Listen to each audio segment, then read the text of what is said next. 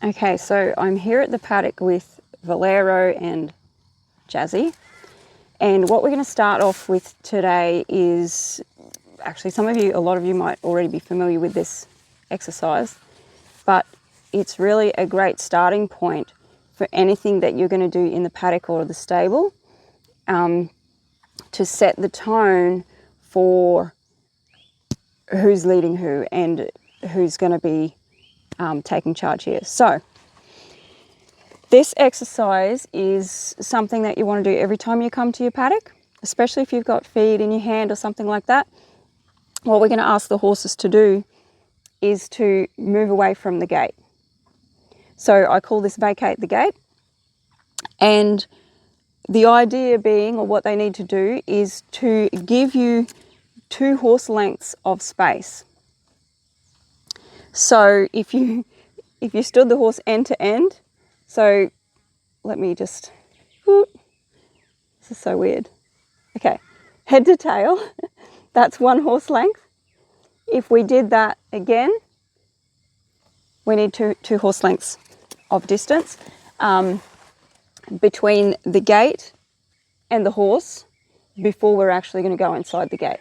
Okay, so what this does is it helps your horse to understand that you're in charge of the space, you're in charge of the paddock, you're in charge of your own personal space, and you're making them aware of where they are in that space. And it's like they have to give way to you as you're coming into the paddock. So a lot of horses will do what he's doing right now, come up to the fence, lean over, even push on the gate. So if a horse is pushing on the gate, they're essentially pushing on you. Like, they're trying to come closer, it's just that the gate's physically stopping them. Okay, so what we're going to do is vacate the gate. That will give you plenty of space to then go in and do whatever you need to do next, whether that's giving them a feed or maybe going to catch them. And it's also going to change their mind about how they feel about you, in the sense that when you take charge of your own personal space like this, and you take charge of managing where horses get to stand or where they get to be in relation to you, that puts you in a leadership position within the herd.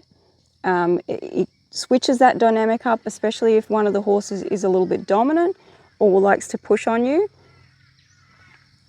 It really helps that. Okay, so we'll get started. I'm actually going to grab a little bit of feed out the back of my car here, just to create a bit more draw. And we'll get started. By the way, it can be really tempting to skip this part if you're like, okay, my horse is quiet, he's not physically pushing on me, like he's close, but he's not pushing on me. What I want you to do through this challenge is really take this on and practice it in the way that I'm teaching it to you. Because if this part isn't working, if your horse is not willing to give you those 2 horse lengths of space when you enter the paddock, you do have a problem. It might be a kind of a small problem if your horse doesn't physically push on you all the time, but it's still a problem. So, and it will come out in other ways within your ridden or your ground work. So that's why we're doing this first, because horses navigate each other. Horses figure things out by moving each other, by like who gets to move who, how close they get to be, whether they get to touch or not, all of those things, whether they get to be near somebody's feed or not, all of those things are so important in the horse herd dynamics. And that's why we've got to be mindful of that as well. So we're going to start with this exercise. We're going to set the tone for how our horse gets to behave around us. And we'll go from there. Okay, so you will need a tool of some sort. I've got here my retractable flag. You can use a flag if you have one, or a long lunge whip is really useful for some people. You need something that your horse is going to respond to. You need to have that with you because it's going to be your backup when you're asking them to move away.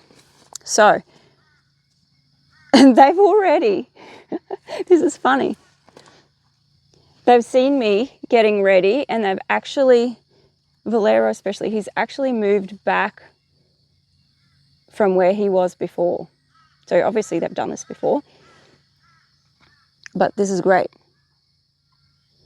Now, something I want to specify, he's currently about half a horse length back from the gate.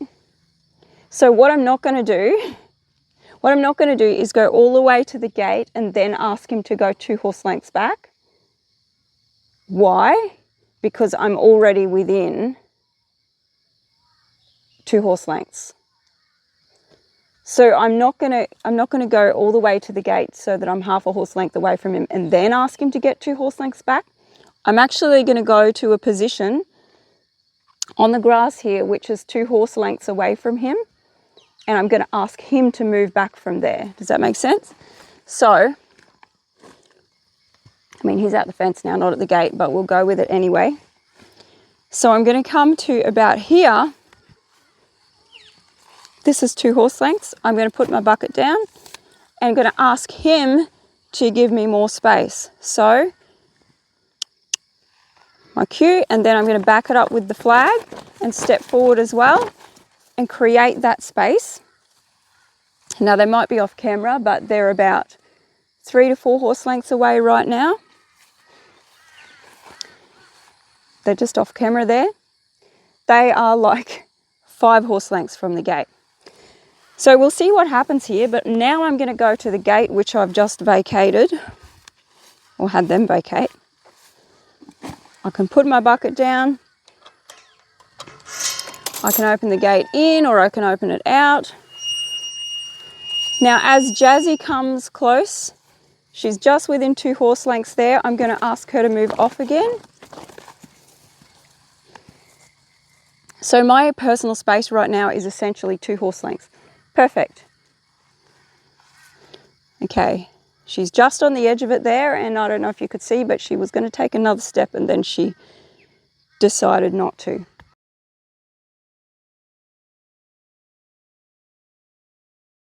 So you can see that I can open this gate up. I can open in, I can open out. There's all this beautiful fresh grass here that normally they would love to come out and eat. There's the feed here. Nobody's mugging me. I have all this space to do whatever I need to do. What I'll do right now, just to show you, is I'm going to close the gate because I'm going to be moving over there to Jazzy in a second. So now that they've given me 2 horse lengths, they're not trying to come closer, they're not trying to do anything. I'm actually going to go right up to Jazzy and place that under her nose, and notice she has not taken another step. I'm not going to let Valero come and eat her food. He's just going to have to wait a second. So it becomes very much, I'm in control of what's happening here. And they just get to wait respectfully back until I give them the feed, or I come and put a halter on them, or whatever it is that I'm going to do. And they're both in a frame of mind now where it's easy to go and do the next step, whatever I'm going to do next. So if you were, if it was dry, for example, and you could go do your groundwork and your ridden work, then they're in a great frame of mind to do that. As opposed to horses that are pushing on you, I'm just checking that he's not coming to her feed. As opposed to horses that are pushing on you, pushing at the gate, trying to put their head in the bucket before you put it down, Or even if they are a horse that's like kind of respectful about that, but they just need to be in your space, this will fix all of that. And again, I'm not sure if you can quite see on the camera, but Valero is coming up close to her now. He's about to put his head in the bucket. But the interesting thing here is he is actually the dominant horse, and I've given it to the non-dominant horse. But because I'm here, he knows that he doesn't just get to stride in there, bite her, kick her, send her on her way. He knows that I'm in charge. And so even though he is encroaching on her space, he's come in very politely, and he was just going to put his head in her bucket and see if he could get a feed. He hasn't come in and come with violence. He's come in going, "Oh, see you there, Nicole. I just want to see if I can get some food off Jazzy." And now, since I sent him on his way, he's grazing over a horse length away from Jazzy.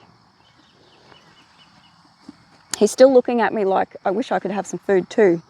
But he's very much aware of his behaviour, and he's very much aware of where he is in space relative to Jazzy and to myself, which is awesome. So she's finished that little bit, and I will get some for Valero and do the same.